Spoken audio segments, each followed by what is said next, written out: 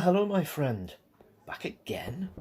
Sit down, grab a drink, and listen to the tale of King Mark's ears. The tale tells how there once lived in Wales a ruler called King Mark ap Meirchion. He had a rich palace and court at Castelmark.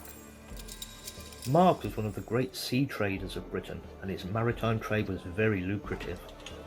He was a ruler over a rich and prosperous land where the fields were well tilled and produced ample crops for the people. His subjects were happy and worked hard upon the land and were generally content with their lot. They loved their king for his kindness, generous spirit, and the justice of his rule. In his palace, in a strong room, he kept a great treasure trove which was full of pearls, jewels, gold and silver. He had all the wealth and possessions he could possibly need, and by any reckoning should have been a very happy man. But the truth is, he was not. Now, it was not that he wanted more treasure or riches or fame. He did not.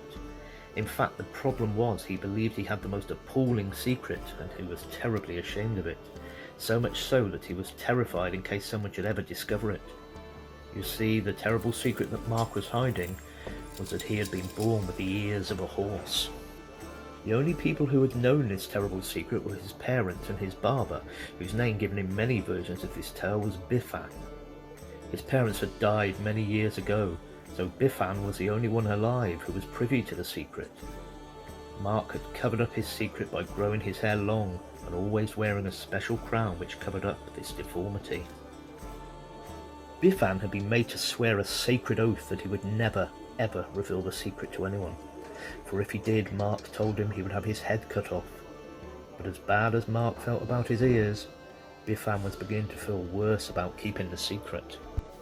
For many years the secret had remained intact, and Mark's kingdom had prospered, and he was known as a just and kind king, much loved by his people who had no idea about his ears. But over the years the barber became ill with worry over the secret. There came a time when he stopped eating and fell into a state of dreadful depression, becoming very ill. He became so poorly that a physician had to be called who was very clever and very knowledgeable in his profession. The physician examined him and asked him questions which the barber answered. The physician then told the barber his diagnosis. He told Biffan that he was suffering because he was keeping a great secret to himself, and if he wanted to be cured he would have to share the secret. If he did not do this, the burden would kill him. Biffan became even more dismayed. He did not want to lose his head, and he did not want to die of depression. He was caught between a rock and a hard place, and a physician had expressly emphasized that if he did not share the secret, then he would soon be dead anyway. He explained to the physician that he did indeed bear a great secret that was a great burden to him, but if he told anyone he would lose his life. He did not tell the physician what the secret was, but stated that it seemed inevitable he would die, and he preferred to die with his head on. The physician listened and thought for a while, and then he told Biffan that he should share his secret with the earth, and then left, as there was nothing further he could do. Biffan thought about this and decided to go out into the wilds of the land where there were few people and unburdened himself to the earth. So off he went and found a wild and secluded place with no people. All that was there was a river bordered by beds of reeds. He found a dry place in the reeds where he thought this would be a safe place to tell his secret. Secluded in the reeds, he lay face down and whispered his secret to the ground. Immediately he began to feel better, and after a few days he regained his appetite and his health. Now, it so happened that one day King Mark decided he was going to hold a great feast in the great hall at Castelmark. To provide the music, he sent for the best piper in Wales. On his way to Castelmark, the piper passed a spot by the river where Biffan the barber had told his secret to the earth. The piper saw that there were some fine reeds growing nearby, so he stopped and cut some and made a new pipe from them and proceeded to Castelmark to perform for King Mark. On the day of the feast, after everyone had ate their fill, King Mark commanded the piper to play for his guests. Standing before everyone, the piper put his new pipe to his lips and blew, expecting to play a beautiful melody for King Mark and his guests. To his shock and horror, all that came out of the pipe were words which sang out, "King Mark has horse's ears! King Mark has horse's ears!" over and over again. King Mark and his guests all jumped to their feet in shock at what they heard. King Mark was ashamed and humiliated in front of all his guests, and in a rage drew his sword to kill the piper, who fell on his knees begging for mercy. He explained it was not his fault, but it was a new pipe, and it was the only sound he could get out of it. Mark, although humiliated and angry, was still a just king, and took up the pipe and tried to play it himself.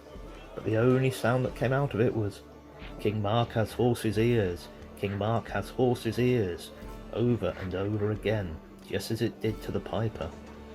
The piper explained to Mark that on his way to the feast he had seen some fine reeds growing by a river, and had stopped to make a new pipe, thinking to play it for the king and his guests. With that, up stepped Biffan the barber, and confessed to King Mark that he had told the earth the secret he had sworn to keep, and explained about how ill he had been carrying the burden. Mark raised his sword, preparing to strike the barber's head off, but looking around the hall at all his guests, he suddenly burst into laughter and dropped his sword. He suddenly felt great relief himself that the secret was out, and he would not have to keep hiding it. He forgave the piper and the barber and promised not to harm them. He took off his crown and showed his huge horse's ears to all his guests. Instead of laughing and poking fun at him, they all cheered and applauded their king for his wisdom, courage and justice. Mark realised it was not how a person looked that mattered, but the quality of their deeds. Now that his secret was out, he no longer felt ashamed and humiliated by his ears. He ordered Biffan the barber to cut his hair short and stopped wearing his crown. From then on, all his people and the world would see him as he really was and judge him by his actions, and he would no longer feel bad about his looks. His people rejoiced at the wisdom of their great king and held him even more dearly in their hearts. The moral of the story? The quality of a book cannot be judged by its cover, and the quality of a human cannot be judged by their appearance.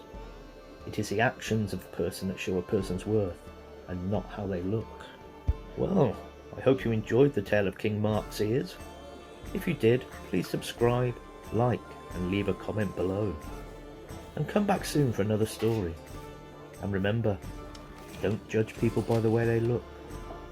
Judge them by the way they act.